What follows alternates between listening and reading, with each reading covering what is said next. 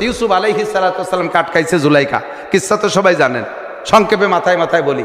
ইউসুফ আলাইহিস সালামের রূপ ছিল কেমন জানেন? জুলাইখা কেন পাগল? মিশরের 100 মহিলা লেবু কাটতে যে হাত কাটিয়া তারপরে সেটা স্বীকার করছে যে জুলাইখার অন্যায় না। আসলে ইউসুফের চেহারার উপরে এরকম আসক্ত হওয়াটাই স্বাভাবিক। সারা দুনিয়ায় মানব জাতির জন্য আল্লাহ যে রূপ বাজেট করছে চেহারা, তার অর্ধেক একা ইউসুফরে দিয়ে দিয়েছে। একটু টের পার নাই আমি কি কইছি। আমার নবী বাদে আদম আলাইহিস সালাম থেকে কিয়ামত পর্যন্ত মানুষের জন্য একটা রূপের বরাদ্দ আছে। টোটাল রূপের অর্ধেক একা ইউসুফরে দিয়েছে। কন্ততালি রূপটা কেমন হয় আরো বুঝতে সহজ হবে। আর যে অর্ধেক, সেই অর্ধেকের অর্ধেক আবার ইউসুফ আলাইহিস সালামের দাদি দিয়ে দিয়েছে। তাহলে 75% 12 আনা দাদি পুতা, আর 4 আনা আমাকে সবার মধ্যে ভাগ হয়েছে। ওই প্রিয়াঙ্কা চোপড়া আরো যারা আছে আর কিছু এই একটু ভাগে পাইয়ে, তাই একজনের জন্য আর একজন পাগলের রেলগাড়ির তলে মাথা দিচ্ছ, কচু গাছের সাথে গলায় দড়ি নষ্ট। তালি বুঝে দেখেন ইউসুফের চেহারা কেমন ছিল। আটকাইছে ঘরের ভিতরে টলমলে ভরা যৌবনের যুবক। জুলাইখাও সুন্দরী ছিল তৎকালীন। ইউসুফ আলাইহিস সালামের দাদির পরেই বিশ্ব সুন্দরী জুলাইখা, সেও টলমলে ভরা যৌবনের যুবতী। ঘরের ভিতরে ইউসুফ আলাইহিস সালামকে আটকাইয়া 7টা দরজার ভিতর দিয়ে খিল দিয়ে তালা দিয়ে নিয়ে ভিতরে নিয়ে সম্পূর্ণ কাপড় খুলে ফেলাইছে।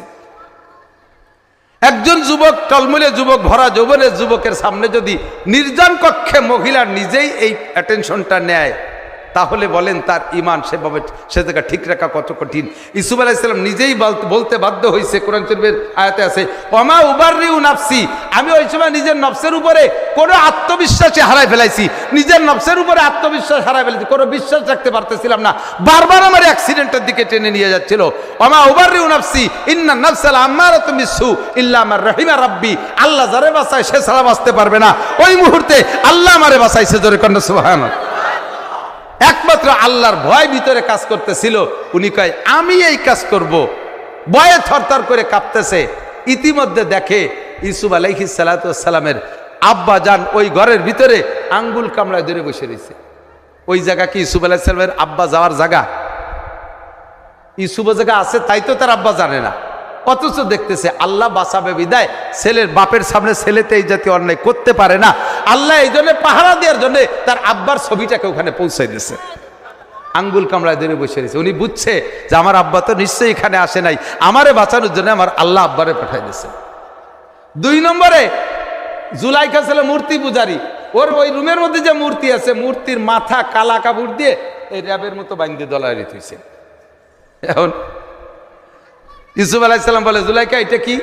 কয় যে ওইটা আমার দেবতা, ওইটা আমার ভগবান, আমি ওর ইবাদত বন্দেগী করি, ওর পুজো পাঠ করি। তো ওর মুখ মাথায় এভাবে কালা কাপড় দিয়ে বাঁধছো কে?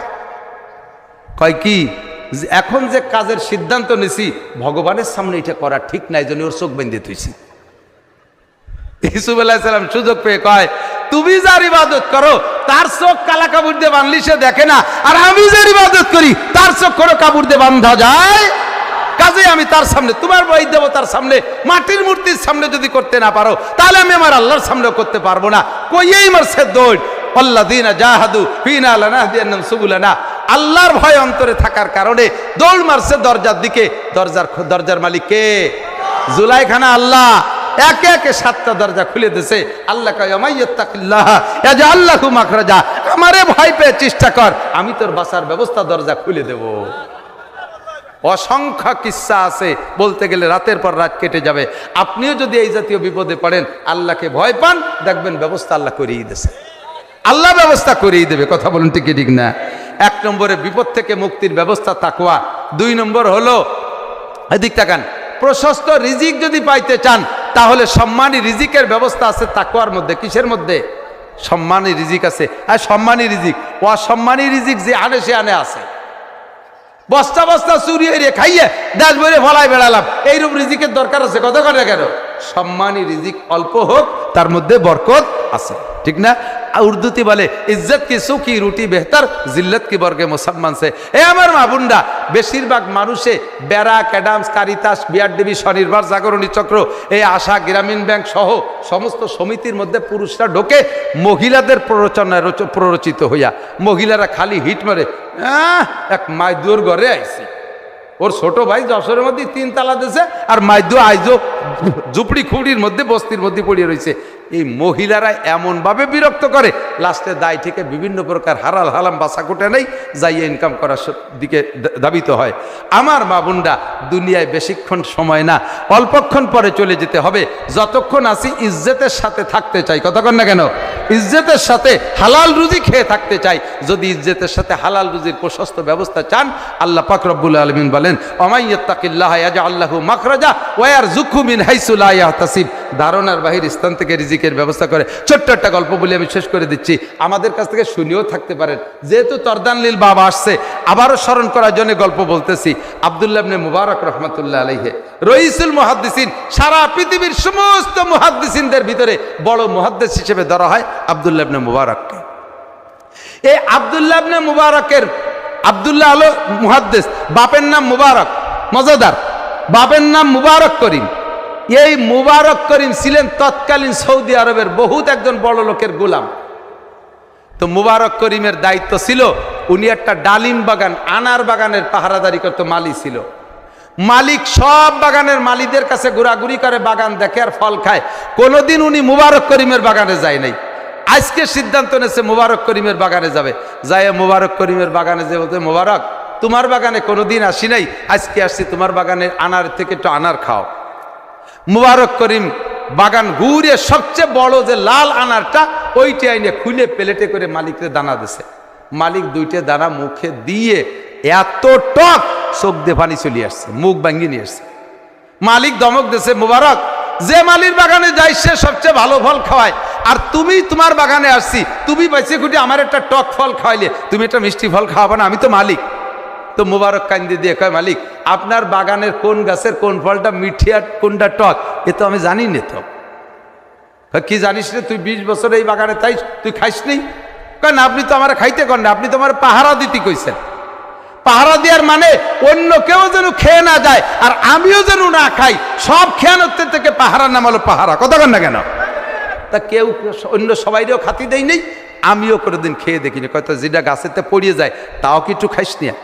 কয়তো তাও তো বলেন নাই যে পড়িয়ে যাওয়াটা খাওয়া, আমি খাবো কি রে? মালিক মুবারক করিমের এই আজীব কথা শুনিয়া খুশিতে কান্দে দিয়ে কয়, মুবারক তোর মতো বুজুর্গরে আমি আজ 20টা বছর পর্যন্ত 20 বছর মালিকের কাছে এখানে গোলাম, তোরে কষ্ট দিছি, আজকে থেকে তুই আজাদ, স্বাধীন। স্বাধীন, এতদিন ছিলি গোলাম, এখন থেকে স্বাধীন। জোরে কন্যা সুবহানাল্লাহ। কিসের বদৌলতে? সার্টিফিকেটের বদৌলতে, IAB MA BCS পাসের বদৌলতে, একটা মাত্র বদৌলতে, তার নাম তাকওয়া। তার নাম কি? মালিক কয়, আমি তো এখানে থাকি না, তুই খাইস রে কে? কয়, আপনি থাকেন না তাতে কি হবে, আপনি তো দুনিয়ার মালিক, অরিজিনাল মালিক যে, সেই মালিক আমারে দেখে। আমি বারবার নিয়ত করি যে একটা আনার খাবো, আনারে যখন হাত দেই আমার মনে হয় যেন আল্লাহ পাক রব্বুল আলামিনের হাতের দিকে তাকাই রয়েছে, এই জন্য আমি খাতি পারি না। এই 20 বছর এই ভয়তে খাই নেই। মালিক কয়, আজকে থেকে তুই আজাদ। সম্মান বাড়ছে না কমছে? এইটাই কারামতি পাইছেন, এই ফজিলত পাইছেন কিসের বদৌলতে? একমাত্র তাকওয়া। বলেন কিসের বদৌলত? তাকওয়া। বাড়ি যাই এই স্ত্রীরে বলছে, আজকে তো মুবারক করিম রে আজাদ করে দিয়ে আসছি। কদি কি কাজটা করলাম কি? বউ কান্দি দিয়েছে, কয় তাহলে তোমার সম্পত্তিতে বাটি ধরবে, আর তুমি ধরে রাখতে পারবা না। তোমার আর যত কর্মচারী সবগুলো চোর চুট্টা, নামান নাই কালাম নাই, চুরিটা হাতিয়ে খায়। এক মুবারক করিমের তাহাজ্জুদের বদৌলতে আল্লাহ তাআলা তোমার সম্পদ ভান্ডার বাড়াই দিয়েছে, আর তুমি তারে দিচ্ছে আজকে আজাদ করে অত জমিরে চলিয়ে, আর বাকি স্বর্গে কারণে সম্পদে বাটি ধরবে। তুমি তাড়াতাড়ি মুবারকরে ঠেকাও। মালিক যে মুবারকরে বলে, মুবারক তোমারে আজাদ করে দিচ্ছি, চলে যেতে পারো, তবে বাবা যদি দয়া করে মেহরবানি করে থাকো, তোমার আর একটা প্রমোশন দিয়ে রাখবো। আমার গোটা সম্পদের ম্যানেজার তুমি, সবচাইতে বেতন তোমার হবে, তুমি আমার সম্পদের রক্ষণাবেক্ষণের দায়িত্ব নিয়ে থাকো। সম্মান বেড়ে গেছে মালিকের। পরবর্তীতে অ্যাসিস্ট্যান্ট মুবারক করিম, একমাত্র তাকওয়া। কয়েকদিন পরে মালিকের মাইয়ে বিয়ে দেবে, স্বামী স্ত্রী দুইজনে আলোচনা করছে, এখন বিয়ে দেওয়ার জন্য পরামর্শ করবে কার সাথে? স্ত্রী কয় যে একজন ভালো মানুষের সাথে পরামর্শ করো। কয় যে ভালো মানুষ বুদ্ধিমান আমাকে মুবারকের চাইতে আর ভালো নাই, ওর কাছে শুনি।